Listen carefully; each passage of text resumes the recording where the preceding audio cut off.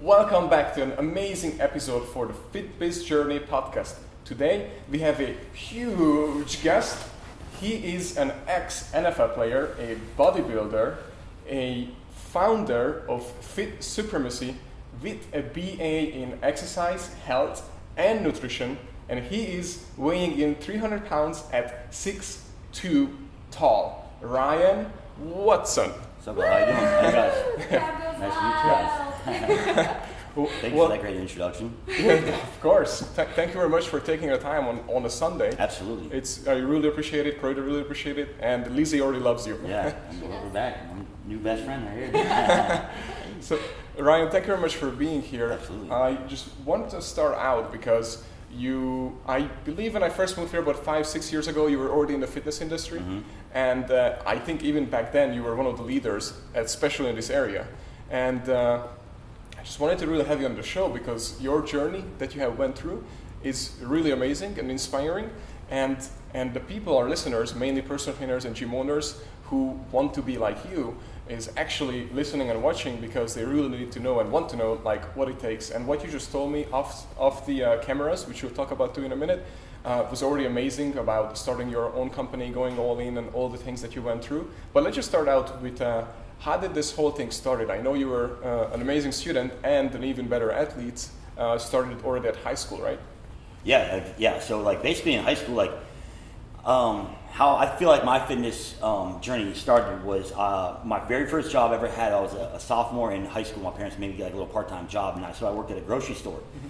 And I was like a little bag boy, bagging, and then have me like sweep and mop the floors and whatnot. And I'd always stop at the magazine aisle, and I always look up, and I was super fascinated by like the Flex magazine and Muscle and Fitness. And I always stop, and I'd sit there, and I'd just be reading like while I'm working, right? Uh-huh. And then every lunch break, I'd always grab one of the magazines, and I'd go up and I'd read it on my lunch break, and I'd come back down, put the magazine back, and then just that kind of like started my entire like obsession with with the fitness, And at the same time, I was playing football. Mm-hmm. So, they didn't really coincide completely, as far as like the training for aesthetics and bodybuilding, and then me being a football as an athlete. But that's when I actually really started learning about like diet and supplementation, where at school we were just learning about training and whatnot. So it was really cool. As a sophomore and junior, I started actually writing meal plans and workout plans for my teammates and for my classmates. Awesome. So, and I loved it because people were coming to me for the knowledge. And so for me, that felt very empowering. Yeah.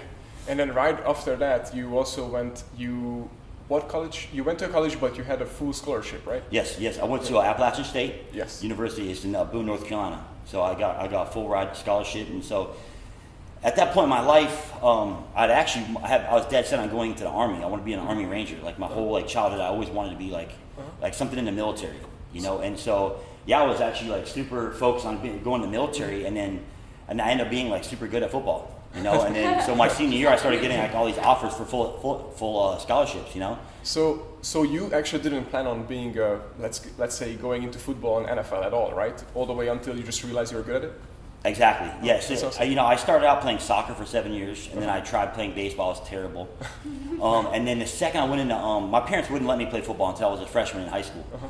And so the second I got into high school, I put the pads on. Like that was it for me. Like I knew like the second the pads went on and I started making contact, I was like, this is my sport. Yeah. And I just naturally excelled at it, And then I just been blessed with like a really good work ethic. So like what I wasn't good at, I was always able to compensate with the hard work, and in the off season I'd make up for it, whether it be like strength wise or technique wise. Mm-hmm. So. Yeah, that's very entrepreneurial too, because that's what your weakness is. That's what you have to actually learn and adopt. Exactly. You go out. Right. So what happened after that? Because I know after that you had, I believe I read you had more than 10 or 13 offers into the NFL. Yeah. Exactly. So it wasn't until like my junior year I got like my actual start, because I was in my sophomore year I was playing behind two All-Americans, and so usually when you're really good, you start there's like a freshman or a sophomore. Mm-hmm. But in my position, I was playing behind two studs, a defensive tackle. Uh-huh. And one of the guys went down and got hurt the very first game of the season, and I stepped in, and then I just dominated from that point going forward, And so and then everybody was like, "Man, you're going to get a shot in the league. You have what it takes." And for you, it's always been very important for me to stay humble. So like I never really listened to everybody saying like you're going to go to the NFL. Mm-hmm. Like to me, it was just like show up and bust your ass and give 100%, and then let the cards fall where they may, and that was always been my mind until today. Like, I just keep my head down, stay focused, and keep grinding, and I know like that, good things will come from that. Yeah, that's what it looks like. You're very humble, and then you're just grinding it out, and you are actually taking, well, how do you say it? Taking some names, kicking some butt. Yeah, exactly, basically, yes. So after that, you went into, I believe, to the Titans? Yeah, so yes. I thought I was going to be drafted at that point because my numbers for the combine and whatnot were like off the charts. So my pro days that I had at school was like, my numbers were like in the top 10 for all defensive tackles coming out that year. So I thought for sure I was going to get drafted, but I was coming out at that time. Appalachian State was a smaller, like a 1AA school. So it was considered kind of a little bit smaller of a school compared to some of your major universities. Yes. And so that kind of hurts you a little bit as far as being drafted wise, because they feel like it's more of a risk because you're coming out of like a little bit less of a competition type of school. So I thought I was going to get drafted. The draft went by, and then like an hour later, like not even an hour, like minutes after the draft was over, my phone started blowing up. Like my agent's like, this team's calling. So now it was still a blessing that many teams wanted to sign me as a free agent. Yes. But that's how I got my foot in the door. So basically, awesome. I went to the Tennessee Titans as a free agent, and I basically poured my heart out there. When I went in that year in 2001, they brought in 2 defensive tackles as me and their very first round draft pick. Oh, wow. So going in, I knew that I was going to be done. Yeah. It's me versus their first round draft pick who they just gave like 30 mil to or something crazy, right? Yeah. So I just did my absolute best, and there's actually scouts at the practices from other teams, And so the second I was released from Tennessee, Atlanta picked me up, and they're like, "You'd be perfect for our style of defense, which is a completely different defense than Tennessee ran." So I fit their scheme way better. And so I just went to Atlanta 2 weeks after I got released from Tennessee, and I was there for about a year and a half. And then that kind of goes into my story about like my neck, Yes. So I started getting like super bad stingers, and then to the point where like when I wake up in the morning, I could barely grab my fork to eat breakfast. Wow. My hand was like so weak and very shaky. And when I was driving, I couldn't even check my blind spot because my neck was like so like inflamed. So like my performance got to the point where like I didn't want to even like I couldn't even get hit, And at this, I'm a very stubborn person, and so I never told the team that I was dealing with an injury. I just tried to fight through it, And in hindsight, that was stupid because if anything, I could have probably got some money from the situation. I probably could have got compensated for my my neck, but I didn't. So then I got released, and I told my agent, I said, I think I have to hang up my cleats before I become paralyzed. And so at that point, it was a crossroads for me because I was like, do I continue working on my dream of playing in the NFL, or do I cut my losses and keep my health and not become paralyzed, and then work on the next aspect of my life, And so fortunately for me, like I already knew my passion was going to be personal training. So it was still rough to hang up the cleats and not play football anymore because I've been doing it for 11 years and had so many great friends, so many great memories, and you made it to the top. You're in the NFL, and so but. Fortunately for me, like it was easy for me to go right into personal training, and then I started getting a completely different a level of gratitude when you start working with people and helping people improve their lives. Yeah. So it's not as much of like a self-centered type of aspect where it's just you. You're actually you're getting paid now to help other people out. You're getting paid a lot less, obviously, than pro football, But unfortunately for me, I feel like I've always made very wise decisions. I've always taken the time to meditate and contemplate. I feel like life is more of a game of chess than checkers. You have to always be thinking a few moves ahead. So very strategic. Yeah. So, and it's for the long run. Yes. Yeah. Go ahead, Brittany. I was gonna say when the football dream obviously came to a close end, and you were switching gears into a different direction. Did you already have a vision in mind of what you thought that could look like, or something that you already kind of had in the back of your head? As far as personal training goes? Yeah. So I was dead set on just training football players. Okay. I want to just go, if I can't play football, I'm going to train football players. Sure, absolutely. Well, so I get out, I have my degree, and then I got certified immediately with NSCA, because at that time when I got out, like the NSCA was the certification you get to work with other athletes. And so I got that, and then so I get plugged into a smaller gym, like down like on the beach area, right? And I'm like, okay, I'm here to establish my book of clientele, and the location wasn't right for what I was trying to do. And then I start realizing like that niche is very small and it's very seasonal. You've experienced it yourself too, right? I did exactly the same thing what you were saying, but for hockey players. Yeah. Okay. So there, well, I think anybody that trains athletes can relate to that. Yep. You know, and then you love it, right? But you also got to make a living for yourself. Yeah. You know what I'm saying? And so then you're like, okay, so like a few months into, you're kind of scrambling, like, well, what do I have to re-strategize, yada yada. And so then little Susie from the gym and Joey from the gym, like regular gym people, like, hey, like, you're you're an NFL guy, and you're massive, can I train you? Sure. So then you start taking on general clientele, and then my book was full like that. Yep. And so to answer your question, like what I thought was gonna be my goal turned out to be completely different. But in hindsight, that's actually been awesome for me, because it's been extremely gratifying to see mothers of 3 or career-driven people still maintain a healthy lifestyle. Like you feel like you're making a difference in actual society. Whereas an athlete, it's cool to see your athlete go into battle and do very well. But there's completely 2 different realms of excitement as far as a trainer's aspect goes. Sure. Yeah. Yeah. I mean, that's a huge transition. Yeah, but everybody thinks that well, if the area is right and the athletes are training and all that, but everybody thinks when they stop, they're gonna start training athletes. Mm-hmm. Right. And it's so crazy to me because I went through, and I know lots of so many people who went through it until they realize, okay, that's not it, or it is, but you cannot really make money unless somehow you can get your doors into that footprints to somebody else who actually training the athletes. Exactly. Yeah. So So I'm in that niche, and then then I started realizing what separated me from a lot of other trainers wasn't actually necessarily my NFL background. It's also the fact that I had a bachelor's degree as well. Yes. I was extremely efficient, and I knew anatomy very well. So therefore, I could train females because females are extremely picky on who they work with. You know what I'm saying? And so once I started working with females and getting a couple very attractive females in good shape, that became the niche that I still work with today. Because if you train attractive females, if they give you their confidence to go work with them, that I feel like that's because it's easy for a man to want to work with another man, right? Yep. But sometimes females can be a little bit more picky in that aspect. Sure. And so with my knowledge, with my experience as being an athlete, and then my knowledge of the anatomy and physiology and whatnot, I was able to effectively create workouts to really especially I was way ahead of the curve as far as training glutes goes. I was doing glute bridges 10, 15 years ago with my clients. Wow. Stuff that we did with the stability ball when I was playing NFL before the stability balls were ever even in the gyms.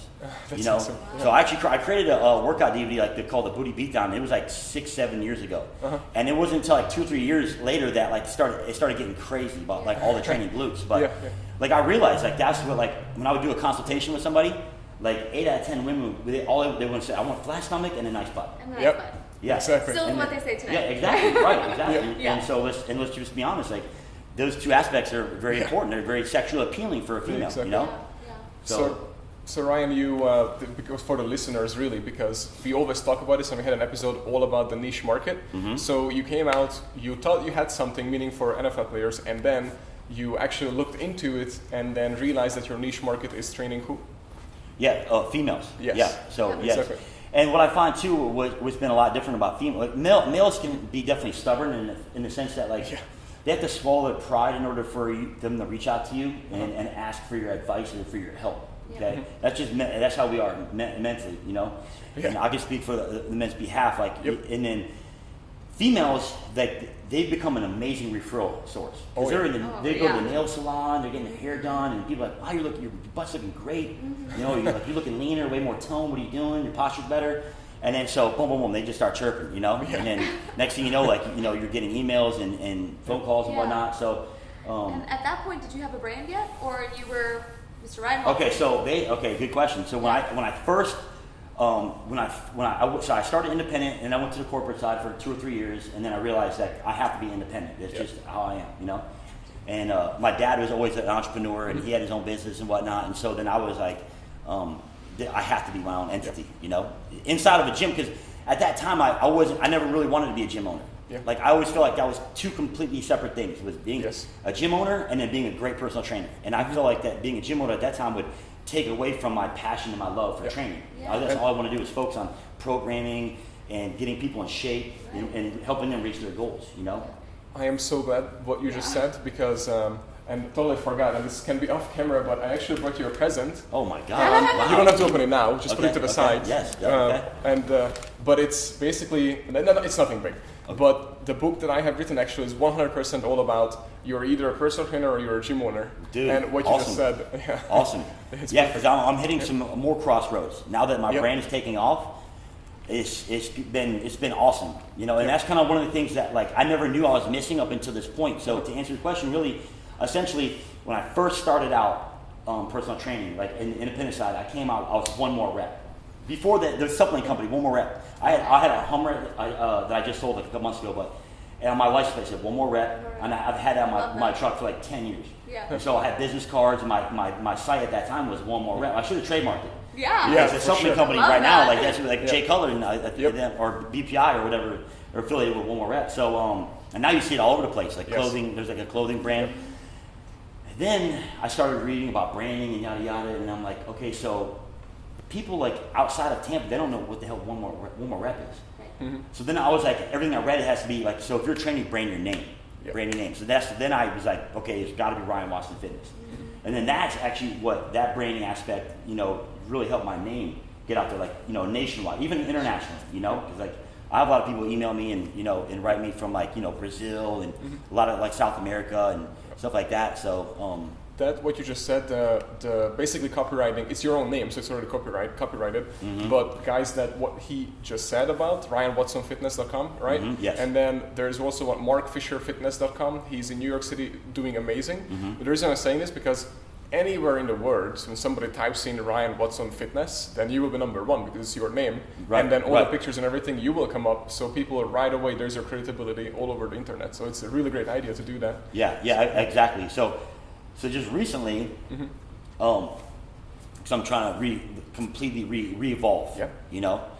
And so I started like, you know, thinking 10, 20 years ahead, right? Mm-hmm. And I see some other trainers in my gym that are in their 50s, 60s, 70s, and nothing wrong with that. Still doing it. They're still in the gym, still grinding in the trenches. They're still in great shape, doing what they love to do, right? Yep. But for me, like I'm big on like challenging myself. Mm-hmm. And then so I feel like I've reached a lot of my goals I've wanted to physically. And so I'm setting some new goals for myself as far as like professionally and even financially as far as like making $1 million. Awesome. You know, like stuff like that, you know. So I've had to really, you know, do a lot of like soul searching and you know, brainstorming and whatnot, and trying to really come up with like, you know, what's going to take me to that level. Because personal training, I don't even care if you're the best trainer, you know, in the nation. Yep. Like maybe Kim Kardashian's trainer, I forgot that guy's name, but like, but even him, like, you know, you can only train so much hours in a day. Yeah, exactly. And depending on your demographic is going to determine like, you know, how much you're going to be, you know, charging. Sure. You know, and so like, even if you're in New York, like I still don't think some of the top trainers would be making $1 million. No, let's just be honest. Well, you're limiting yourself. Right. Exactly. Right. Exactly. And so there has to be different things you have to get creative. You know? Exactly. And so you know that's kind of what's taking me into this next chapter of where I'm at. Yeah. Mm-hmm. Well, that's very exciting. So you're going to share with us in a minute exactly what that is. Yeah. Do you have a question? Yes. So being creative, I was lending to that because can you share that? Well, first of all, you told me what led to it, but it's what is fit supremacy, and then how you actually started it, and we have an actual shirt behind you with the logo on it, so hopefully people can actually see it, right? Yes. And such a cool logo. Thank I want to hear the story behind that. Thank you. Yeah, exactly. really excited to hear that.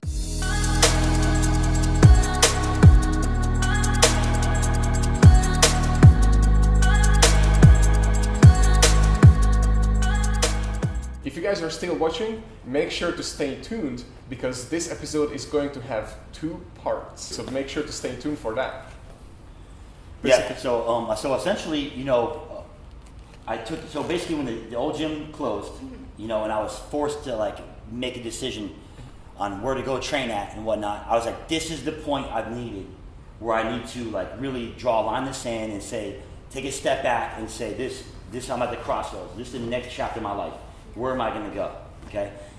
So I told the owners of Powerhouse, I said, I need a week off. I'm coming to the new location, but I need a week off. And during that whole entire week, I isolated myself big time. I turned my phone off. I kind of like went into like the shadows. And so I went to like Dunkin' Donuts and Starbucks, and I would sit there and I would brainstorm, and I would go at night I'd go like do like walks on the beach, and I'd just meditate. I was just like thinking. And so like I knew that I wanted to do like supplements because I've always been fascinated and intrigued with supplements, and I knew I always wanted to do apparel, but I needed a brand, and so I was like, okay, I'm gonna come up with this is my time to create a company, a new company. Mm-hmm. And so I sat down, I did a lot of prayers, meditate, and then so it like out of nowhere it just kind of hit me, like boom, hit me. It was like fit supremacy. And because I've been tossed around, like I put down all these words on a piece of paper where I felt like, what represented like myself, you know what I'm saying? And so basically like supremacy was another word for dominance, and essentially like you're here dominating like your area, right? So you can only dominate your area, just like a lion can only dominate his little part of the jungle. Territory. Yes. Right. And so that's all you should essentially be concerned with is first, you got to dominate your own backyard before you can branch out into anywhere else. And then I was like, so dominance, I was throwing all these words, and then I was like, supremacy, and then I was like, but we're in fitness. So then I threw around a couple of topics, and then it was just like fit supremacy. It's like stuck. I was like, that's me. So I looked up the trademark, and I was like, it was wide open, so I got all the trademark, I locked in everything, all the domains, everything, right? And then so once I got the name, then I was like, okay, so like, fit supremacy, and you don't know if like people are gonna think it's cool, like as an artist, they're creating a canvas, like you're painting, you're like, to me this is beautiful, but everybody might think looks terrible. You don't know. You have no idea when you're creating a concept, But it's just like it felt right in my heart. The whole thing just felt right in my heart. So then I had the name, so I sat down and I started creating, and I started like looking at like images and whatnot, and I was like, man, what image is truly gonna depict like I started writing down like my beliefs, like of fitness, like what do I feel like has been, my core beliefs as far as what's gotten me to this point in my life as far as an athlete and just having like a fit life in general. And then so basically that brings me into the logo. And so basically lions have always been my favorite. Lions have always been my favorite animal because they're the most beautiful animal in the animal kingdom, yet the most ferocious. So you can still look like a gentleman or like a beautiful woman, but you can still be ferocious on the other side. You can be ferocious in your workouts, ferocious in your, the way you approach business and whatnot.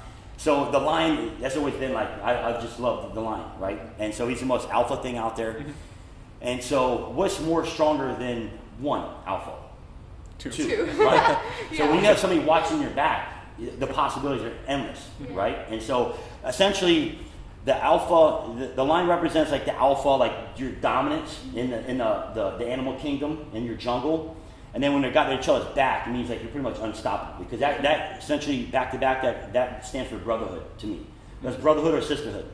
So, you're establishing dominance, you have somebody watching your back. And then the shield basically represents several things. One is strength, and the other one is basically a shield to block out like negativity.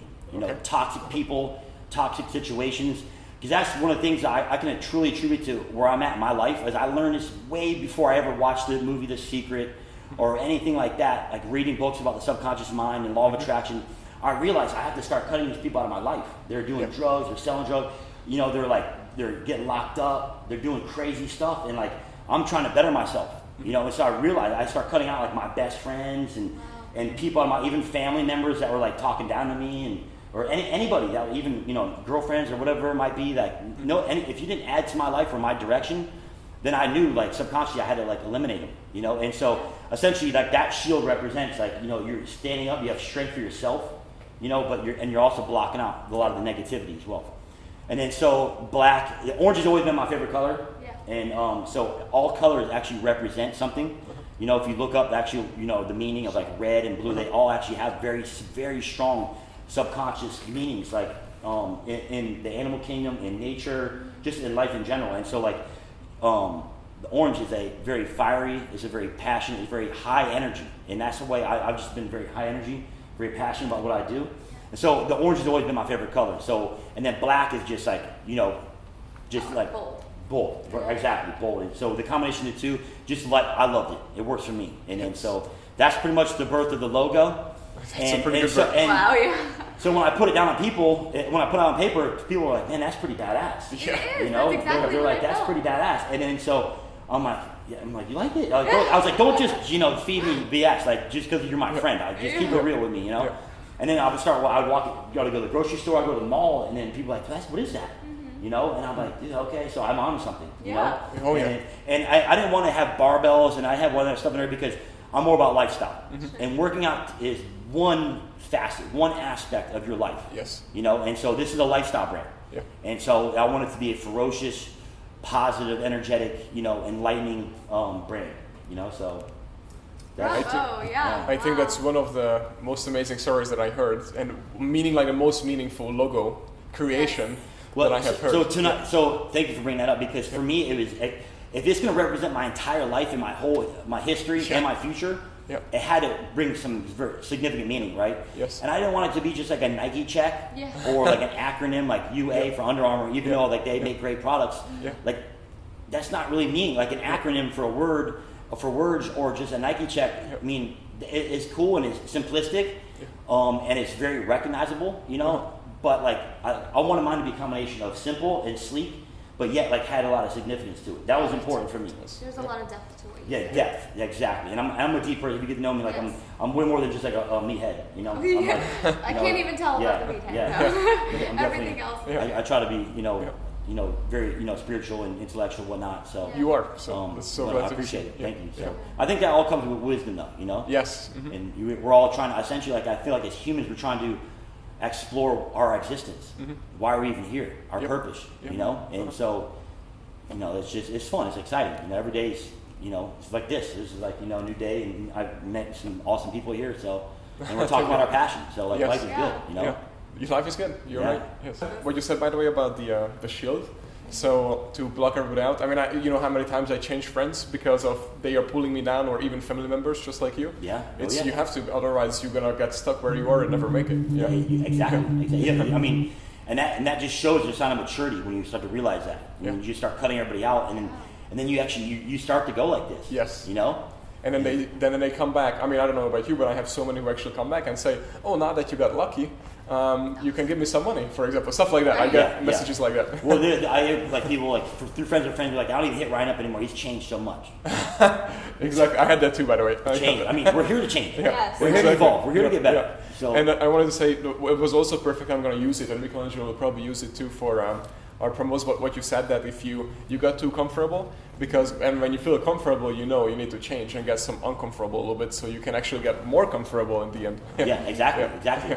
You know, and you know, for me, it's like comfort. It can be like a multiple like usage term. Yeah. Like I wanted to like buy back my freedom. Yeah. So I can travel. Essentially, my goal is to be able to operating this like from a beach, like in Colombia or something cool like that. You know what I'm saying? Like, and operating like a global type of you know, entity. You know, from wherever I want to be. And I got that inspiration because I was in Colombia 2 years ago, and the hotel I was staying at, it happened to be this group of people inviting me for breakfast one time, and it was you know, it was all like you know, 30 and 40-year-old like there's a group of like you know, entrepreneurs.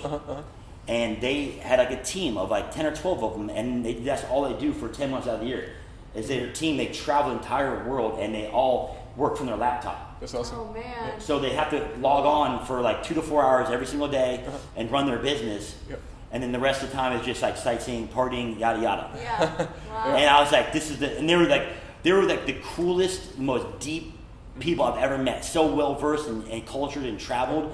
I was just like lost, I was fascinated by these people. Wow. And so I was like, that's like kind of like where I'd like to be at, you know? Yeah, because personal training, you realize like what I realized, it was my passion, but essentially like you can get maxed out, and then you feel like you're being choked for what you bring to the world. Yeah.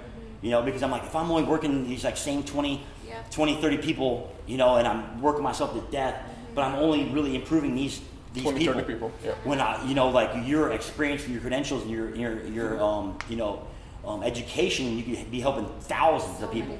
Exactly. You know, and so that's kind of one of the beautiful things about like the online realm.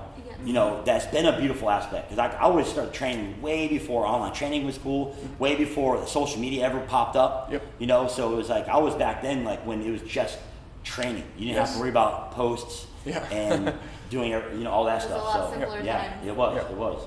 So one of our big dreams is to have the possibility to reach a bigger audience. So we want to have like big events one day where we can help people with their health, help people with the other things outside of just a really good workout. That's awesome. But to be completely honest, I think you're actually very eloquent and you come off with a lot of passion and inspiration. So we should definitely have him come back and speak at our events. No, I would love that to. Would be amazing. Anything that you guys want, if you know, want to have me like, just count me in. Yeah, You know? Sounds good. Sure. Thank you very much. for Appreciate it, sure. right? Yeah, Yeah. you guys. I could feel it just from the words, you know what Yep. I mean? Like, we just met and I feel complete passion from you, and Wow. I think that that's what the world needs. You gotta just keep it real. You just be yourself, keep things real, Yes. you know? Thank you, right? And it's just, you realize that's just how it's gotta be, you know? Yep. You don't have to fake yourself, you don't have to Yep. fake something you're not, just No. be yourself, Yep. you know? And you understand, like, you get thick skin. Some people will not like you, and other people love you. So Exactly. it's just life, it's life, right? Yep. Right, Lizzie? Yep. Thank you very much. No, thank you.